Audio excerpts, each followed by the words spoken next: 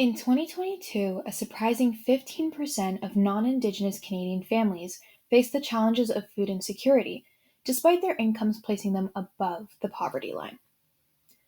In that same year, Indigenous Canadians experienced double the rate, with about 31% of families grappling with food insecurity despite being above the poverty line.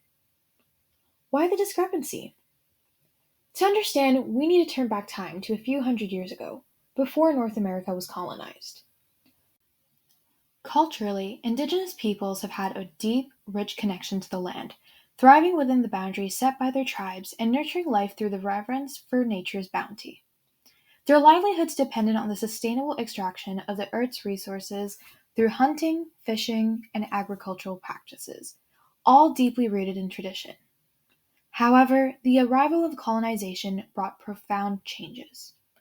Land treaties and legal frameworks severed Indigenous access to their ancestral territories and waterways.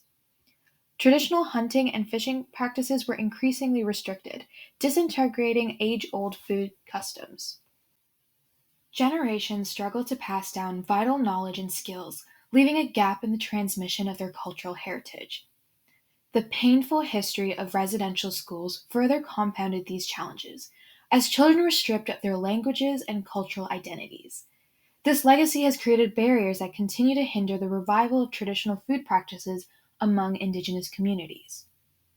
Currently, the effects of colonization perpetuate income inequality that further exacerbates Indigenous peoples' ability to access nutritious food. In 1982, the fishing and hunting rights of Indigenous Canadians were entrenched in the Constitution.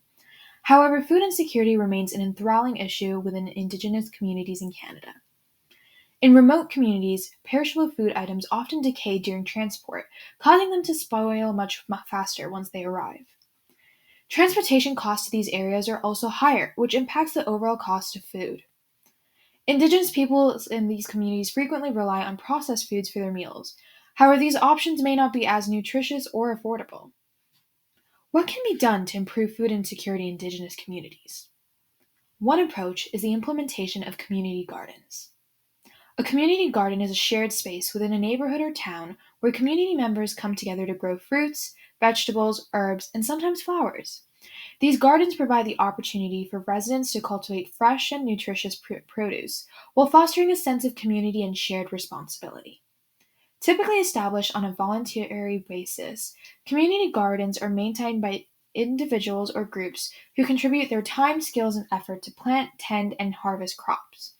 In return, participants can enjoy the garden's yield for little to no cost, promoting equitable access to healthy food.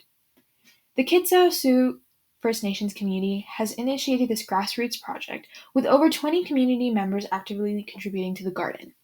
The community school is also involved, engaging students in educational lessons on cultivation and creating opportunities for future generations to learn about traditional agricultural practices. The greatest strength of the garden lies in its scale, allowing for development that can be tailored to meet the needs of the community it serves. Whether it consists of a few smaller gardens designed for 5 or 6 households, or a larger garden that benefits and engages the community, the possibilities for enhancement are unique and impactful.